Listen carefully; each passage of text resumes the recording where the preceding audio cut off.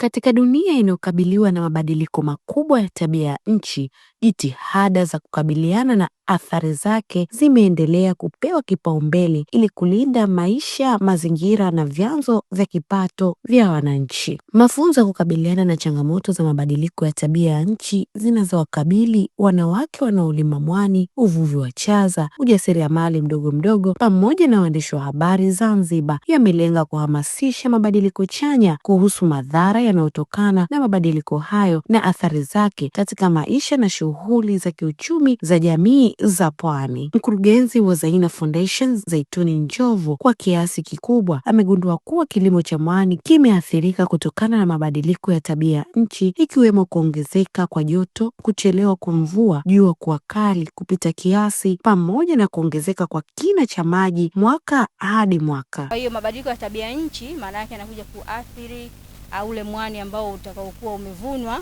na unakuwa kama thamani yake imeshuka chini, na baadaye ukija ukilinganisha na gharama za uendeshaji. Kwa hiyo wakulima ambao ni wanawake wa hali ya chini, wanawake wanaoishi shamba huku Zanzibar wanaita shamba, wanakuwa wanapata hasara na pia familia zao zinakuwa hazinufaiki.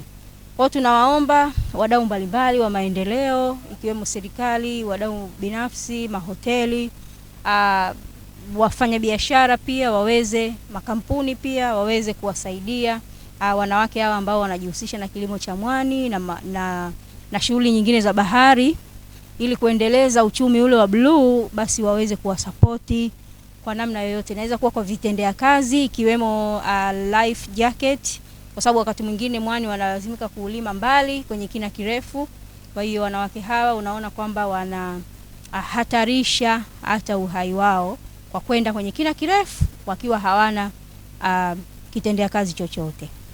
Baada ya mafunzo haya kwa wanawake hao waliopatiwa mafunzo, Zaina Foundation wanatarajia nini? Tunatarajia kwanza uelewa ule upanuke, kwamba sasa waelewe kwamba mabadiliko ya tabia nchi yana madhara. Inaweza kuwa sasa hivi huyaoni, lakini baadaye yanaweza kuja kusababisha madhara ambayo ni makubwa zaidi katika nchi yetu na katika maisha yetu kwa ujumla. Kama tunavyofahamu, Zanzibar ni kisiwa.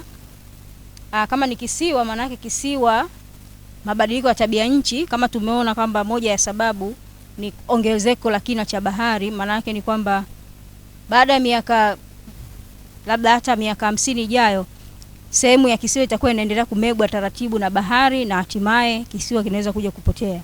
Lakini pia kitu kingine tungependa kuona wanawake hao wanapata masoko ya bidhaa zao ambazo mbalimbali ambazo wanaziuza, ambazo zinatokana na mwani na chaza na mazao mengine kutoka kwenye bahari yetu ya bluu. Wanawake hao waliopatiwa mafunzo wameeleza changamoto mbalimbali zinazokumba kutokana na mabadiliko ya tabia nchi, huku akiomba msaada kutoka serikalini na taasisi mbalimbali ili kuwawezesha kukabiliana na athari hizo. Lakini pia mwani huu una changamoto kubwa kwa kipindi hichi cha hali ya mabadiliko ya tabia nchi. Kama mnavyoona, mwani huu ushaharibika sasa hivi na hatujui lini utakaa sawa. Lakini tuna changamoto nyingine, achana na hizi za mabadiliko ya tabia nchi, lakini changamoto kwa upande wa vitendea kazi pia tunayo, kwa sababu sasa hivi tunafunga kwa vyandarua au vitambara tu, tunaokota matambara mabovu ndio ambayo tunafunga. Lakini kutokana na hali hii tumepata taarifa kwamba hivi vyandarua ambavyo tunafungia navyo pia haviko salama. Maana yake vyandarua hivi vina sumu. Leo tunafungia mwani na mwani huu unafanyiwa kwa mambo mbalimbali akiwemo chakula. Kwa hiyo pia kumbe hii ni athari. Nini tufanye?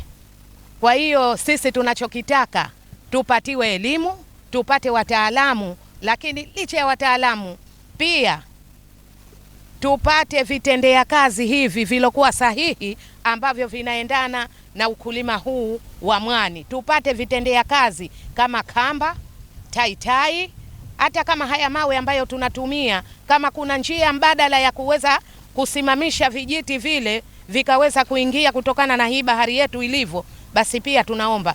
Tunajua nchi yetu, serikali yetu haikosi wataalamu wa masuala haya. Changamoto yangu hapa kwenye vitendea kazi, vitendea kazi jamani, iwe kampuni iwe serikali, tunawaomba watupatie kwa kasi, kwa sababu kwanza ni bei ya vitendea kazi tunakuwa unashindwa hapo. Ukiupanda mwani, maana bahari alhamdulillah kubwa Mungu alivyoijalia, lakini ukipata kisehemu kidogo tu unasema pametosha. Sio kwamba pametosha au umeridhika napo, inakuwa ni vitendea kazi hatuna. Na hasa swala la bei tunaomba tuzidishiwe, kwa sababu ni kilo ya mwani ni shilingi 1000 tunaambiwa, na hiyo kilo ya mwani ni shilingi 1000. Ikifika mwezi wa 10 wa 11, ikiingia Disemba ni mwezi wa 12, bei inashuka, unaambiwa kunafungwa mahesabu. Pengine unataka mahitaji, unamwita mnunuzi anakuambia mimi hapa unataka ninunue, na nunua kwa bei ya chini zaidi, baada ile 1000 anakushusha chini zaidi ili ushuke chini. Tunaumia wakulima, na ukatizama ni zao letu lina faida nyingi sana katika hii dunia yetu. Ukitizama tunapata athari kubwa. Yani ukisikia mtu alosagisha mwani anakuuzia kimwani ni kilo moja, anaweza kuambia huyu mwani ya kilo moja ina 15,000, wakati wewe ile ya kilo moja mkavu haufiki hata shilingi 2000. Kusema kweli tunapata athari kubwa sana. Tunalima ni kwa mazoea na kwa kujigomboa na umaskini, lakini ukitizama ukipiga hesabu zake hujigomboi, ni unajizidisha. Maana hata ukisema utoe faida, utoe hasara, utoe nini, hupati hata nusu yake. Kubwa utakuta ni pesa ulionunulia vifaa tu, lakini vile tumejijengea ndo mazoea yetu, ni kazi yetu, ndo tunafumba macho, hatujali hasara wala faida. Kwa hiyo tunamuomba Mheshimiwa Rais atulilie, iwe kwa kampuni iwe kwa serikali yeye mwenyewe, atulilie kwa kuhusu bei. Tunaumia tunaumia. Maana tukasikia vile redioni mwani utauzwa 2000 shingapi, tunajisikia yes, sasa hivi wakulima wa mwani tutakuwa na faraja. Na ndo kama hivyo tunakutana na changamoto ya kupanda mwani. Mimi ninakwambia ni binafsi yangu ndo nimepanda mwani mwaka huu, nimeshindwa. Maana nimeweka mbegu ile haikufanyika. Nimejaribu kuomba kwa wenzangu, pahali pangu mimi palikataa. Kwa hiyo sikupata faida hata moja, sikurejesha hasara ya kamba. Naomba tupatiwe elimu juu ya kutunza mazingira, ikesha tupatiwe na vyombo ili kuweza kusafiri na malife jacket kwa kwenda kutafuta chaza, kwa sababu maeneo ya karibu chaza zimekuwa hazipo. Je, nini kifanyike ili lile lengo haswa lifikiwe? Kwanza kabisa tuwe na sera ambazo tuwe na sera nzuri ambazo zinalinda mazingira. Kwa hiyo tuwe na sheria nzuri ambazo zinalinda mazingira, lakini pia sera nzuri ambazo zinalinda mazingira yetu. Wengine wakina mama wao wametoa maoni kwamba pawepo hata na patrol, yani patrol, serikali hata iwe na kikosi cha labda askari wana patrol kule baharini, kuona wale watu ambao wanavunja yale mawe kwa ajili ya kuyapeleka ama kwenda kuyauza kwenye shughuli za ujenzi, waweze kukatazwa na kukamatwa na kuchukuliwa sheria. Lakini pia wale wanaokata miti mikubwa ambayo iko baharini, wale wanaharibu uhalisia wa bahari na wanaharibu miundombinu ya bahari. Kwa hiyo kingine pia elimu itolewe zaidi kwa kina mama, lakini kwa jamii kwa ujumla, na wadau wote wafanye kazi kwa pamoja ili tuweze kunufaika na uchumi wa bluu. Tunaona kwamba kila kukicha serikali inaendelea kupambana kukabiliana mabadiliko ya tabia nchi, ikiwemo kushirikiana na taasisi zisizo za kiserikali, yaani NGOs, jambo ambalo ni la kupongeza, kwani limekuwa msaada mkubwa kwa wananchi kupitia mafunzo na misaada mbalimbali. La kuhifadhi mazingira pia hili tulikuwa hatuna elimu nalo. Wewe mwenyewe unaweza kufika pale kondeni ukaanza kukushana matumbawa yale ukaweka pembeni, kumbe hutakiwi hata kuyaondosha. Natakuwa wejengee mazingira mazuri ili yapatikane ule upatikanaji wa mbegu, uzaliaji wa samaki. Lakini kutokana na hali na hili zaidi tutaenda kuhamasishana. Yani namshukuru Bi Zainab Foundation huyu kwa kutupa elimu kuhusu mabadiliko ya tabia ya nchi. Nashukuru leo kupata mafunzo haya ambayo yanaweza kutusaidia na kukuza kilimo chetu cha chaza. Tumesoma kama kutafuta soko kwa kutumia mitandao.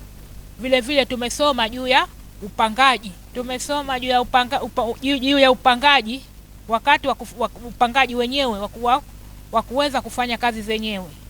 Tunawashukuru wote ambao wameweza kufika katika hii shehia yetu ya Kikungwi na kuweza kuja kutupa mafunzo haya ya mabadiliko ya tabia nchi, na wamekuja wametugusa, ndipo kwa maneno ya kisasa wamegonga kwenye mshono, kwa sababu hawakupata tabu ya kuhangaika kuzungumza na kutupa elimu iliyokuwa sahihi inayohusiana na suala zima la uchumi wa buluu. Nikisema uchumi wa buluu ni bahari ambayo imetuzunguka. Mafunzo haya ya siku moja kuhusu namna ya kukabiliana na changamoto za mabadiliko ya tabia nchi zinazowakabili wanawake wakulima wa mwani Zanzibar, na yanalenga kuwajenga wanawake uwezo wa kutumia majukwaa ya kidijitali ili kukuza na kuimarisha sauti zao katika utetezi wa haki na masuala yanayowahusu. Mafunzo hayo yaliandaliwa na Zaina Foundation huko Kikungwe, mkoa wa Kusini Unguja, yanatarajia kumuinua mwanamke kiuchumi, kijamii na kimaarifa katika kukabiliana na athari ya mabadiliko ya tabia nchi. Hizi ni ripoti za ASAM. Fatuma Bernard, ASAM Online TV.